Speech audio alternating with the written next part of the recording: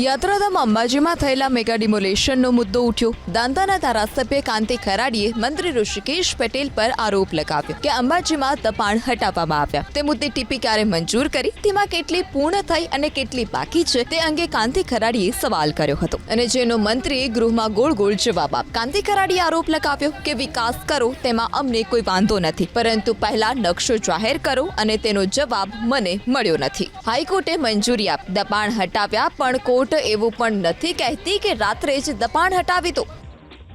જે લોકો ત્યાં મકાનો બનાવી રહ્યા છે, પહેલા જે બનાવ્યા છે એ તો તમે તોડો છો, પણ નકશો જાહેર કર્યા પછી જે લોકો મકાન બનાવતા હોય, વધારાના જે ખર્ચા કરતા હોય એ તો નહીં કરે। એના માટે મંત્રીશ્રીને પ્રશ્ન પૂછ્યો, પણ મંત્રીશ્રીએ એ પણ જવાબ મને નથી આપ્યો। સુરત જિલ્લાના ઓલપાડમાં લાગી આગ। શ્રીજી ડાયમંડ નામની મિલમાં આગની જ્વાળા ફાટી નીકળતા દોડધામ મચી। આગને કારણે મિલના પહેલા માળે બાળકો અને મહિલા સહિત 7 લોકો ફસાયા હતા। તમામને મિલના પાછળના ભાગે આવેલી બારીમાંથી બહાર કાઢવામાં આવ્યા। આ દરમિયાન એક વ્યક્તિ જીવ બચાવવા કૂદતા તેને પગના ભાગે ઈજા પહોંચી। ઘટનાની જાણ થતાં જ ફાયર વિભાગની ટીમ સ્થળ પર દોડી આવી હતી અને આગ પર કાબૂ મેળવ્યો।